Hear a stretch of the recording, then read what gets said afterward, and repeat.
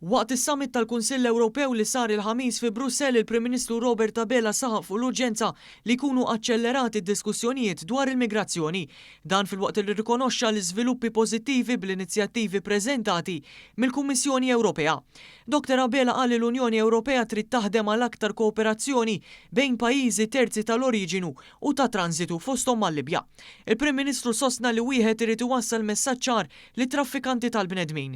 Dan anke fl-laqgħa li saret qabel is-summit tal-Kunsill Ewropew li preżenti għalija kien hemm il-Prim Ministru Abela u l-President tal-Kummissjoni Ewropea Ursula von der Leyen.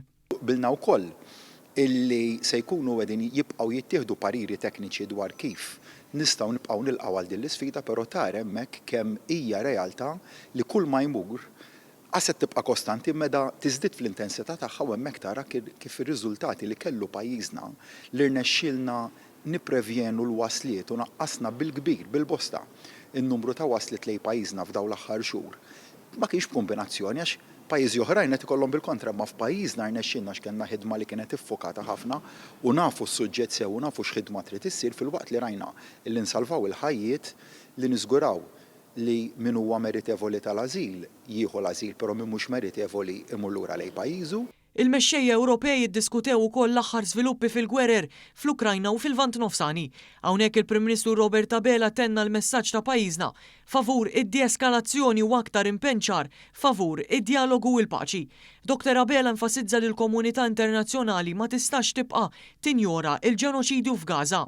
Li ċertament ma nistgħux nibqgħu siekta jew ma nistgħux nibqgħu aktar li ma nipparteċipawx f'azzjoni li tkun waħda verament konkreta u li ġib riżultati konkreti u fl-istess waqt qed jibqgħu jiġru daw l-atroċitajiet. Inkella jekk din is-sitwazzjoni se tibqa' titwal iktar, l-istorja se tkun qed tiġġudika lill-Unjoni Ewropea b'mod negattiv u jiena perswas ukoll illi bħalma l-Unjoni Ewropea ħadet rwol proattiv ħafna u importanti li għamlet hekk fil-kwistjoni tal-gwerra bejn l-Ukrajna u r-Russja, fl-istess waqt meta niġu għall-kwistjoni tal-ġlied fil-Vant Nofsani, għalkemm hemm realtajiet differenti ukoll, però bl-istess waqt iridu nkunu ċari li qatt m'għandhom ikunu tfal, in-nisa, il-familji innoċenti, l-anzjani, persuni oħra civilians li m'għandhomx jaqsmu xejn mal-kwistjonijiet ġeopolitiċi li hemm illi jbatu jkunu l-vittmi reali ta' din il-gwerra.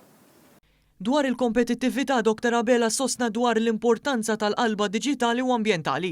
Semma l-Viżjoni Malta 2050 li se tinċentiva lin negozji jibqgħu is-sinsla tal-ekonomija lokali u kruċjali f'dawn il-bidliet.